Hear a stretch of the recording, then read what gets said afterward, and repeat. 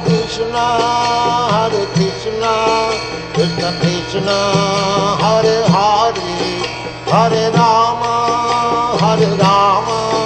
Rama Rama, Hare Hare. Hare Krishna University students, my name is Ananga Lata Devi Dasi, and I'm a student here at the university. Throughout this semester, I am presenting a series entitled Unequivocal Rantings by a Collegiate Existentialist. This fifth piece is entitled Give Up Your Flesh Foods. Give up your flesh foods.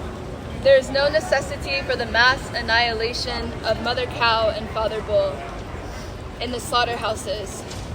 Even the best meat eater cannot live without eating some grains and vegetables. Contrarily, it is more than possible, and actually preferred, to live on grains and vegetables alone, with no flesh foods in one's diet. Therefore, there is no necessity for meat eating. However, if one does insist on this palate, then opt for the lesser important species like chickens or fish, or wait for the cow to die a natural death before eating its flesh. The cow produces milk, so she is considered mother, and the bull works the field, so he is considered father, as he is the provider.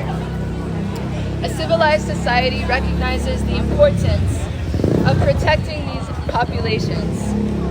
They are central to the ideal life of self-sustaining, spiritual farm communities. Although this sort of society seems very far from where we are today, this does not condone such neglectful violence. Practically speaking, very little spiritual advancement can be made when one is continuing to eat flesh foods. One of the foundational principles of duty for the human form of life is compassion, or nonviolence.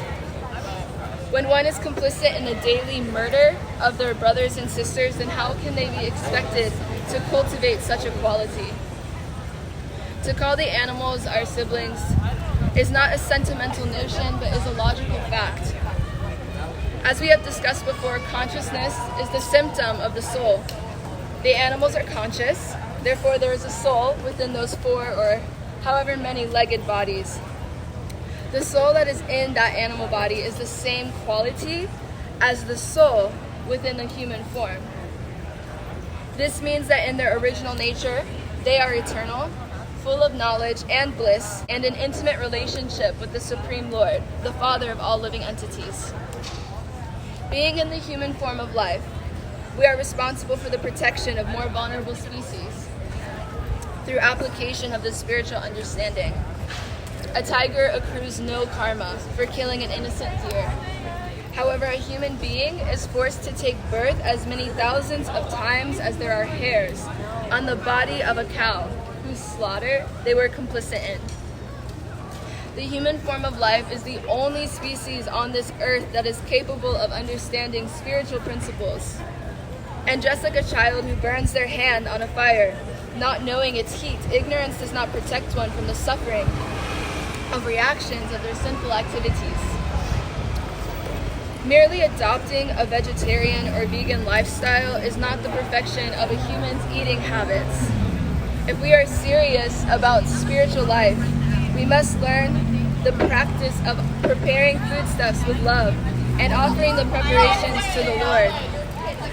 Human beings cannot manufacture 1 grain of rice or wheat. That is simply the divine arrangement of a loving God. If we simply take the fruits of the earth, considering them reparation for our labor, then we are thieves. We are stealing that which God has supplied without a care for his consideration towards us. We are thinking, oh, I worked so hard for this money, and now I will enjoy all these nice foodstuffs that come of it, neglecting the supreme provider responsible for it all. The proper process is offering back the foods that we make to the Lord who provided it. It is the equivalent of a child asking his parents for money to buy them gifts, or taking a flower from his mother's garden to give it to her. It was his parent who labored for the money, or in the garden. However, out of love and affection, he offers it back to them. It is due to this love and affection that the parents accept. Krishna is completely self-satisfied, and he is the supreme proprietor of everything. Therefore, he does not need our offerings, but he accepts our loving and devotional mood. Due to this loving exchange with the source of purity, the food becomes purified of all negative reactions.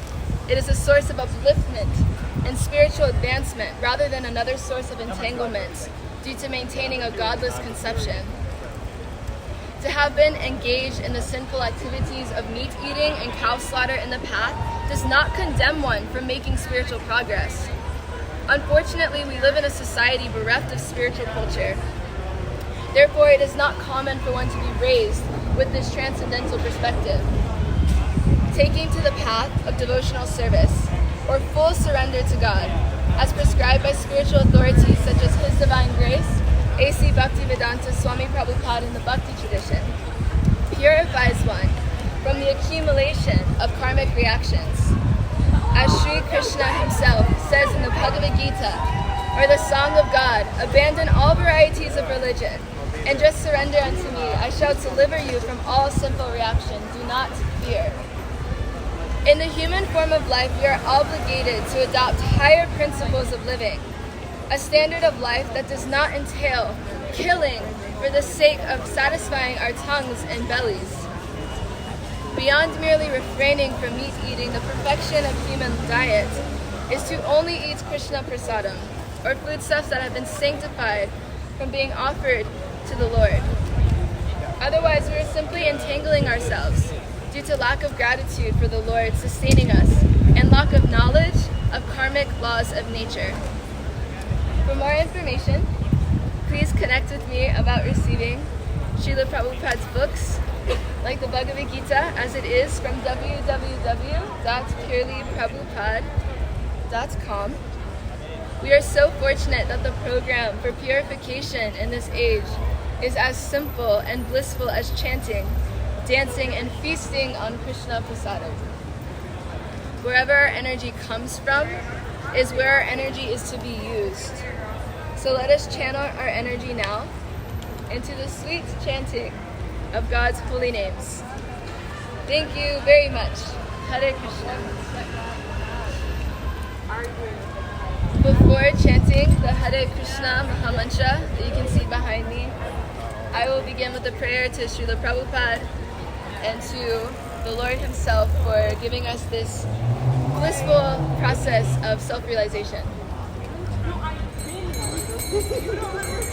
Namo Vishnu Padaya Krishna Preshtaya Bhutale Srimate Bhaktivedanta Swami Niti Namine Namaste Saraswate Deve Gauravani Pracharine Nirvishesha Shunyavadi Paschatya Dishatarine Jai Shri Krishna Chaitanya Prabhu Nityananda Shri Advaita Gadadhara Shivasari Gaura Bhakta Vrinda Hare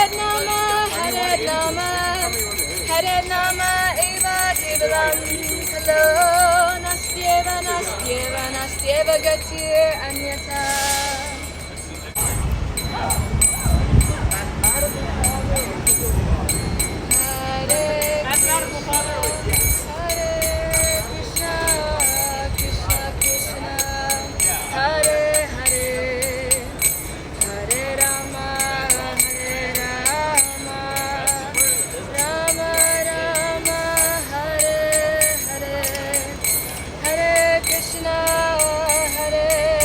Krishna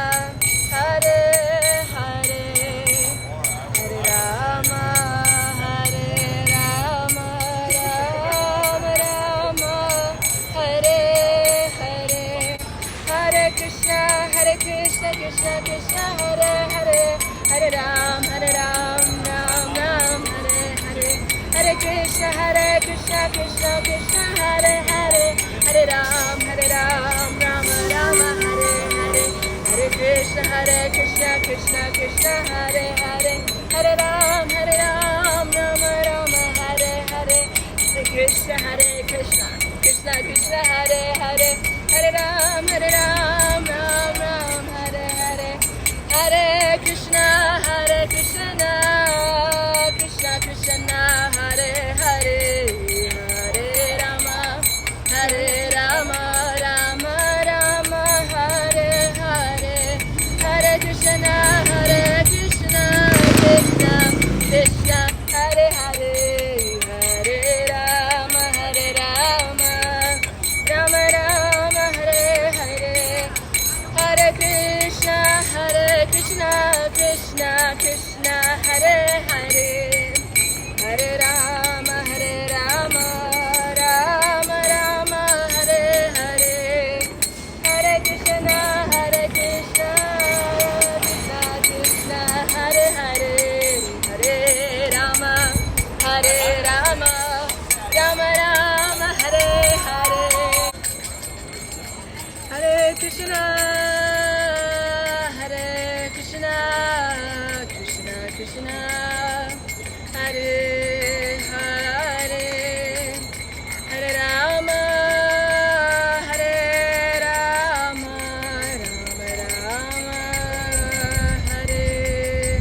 Hare, Hare Krishna,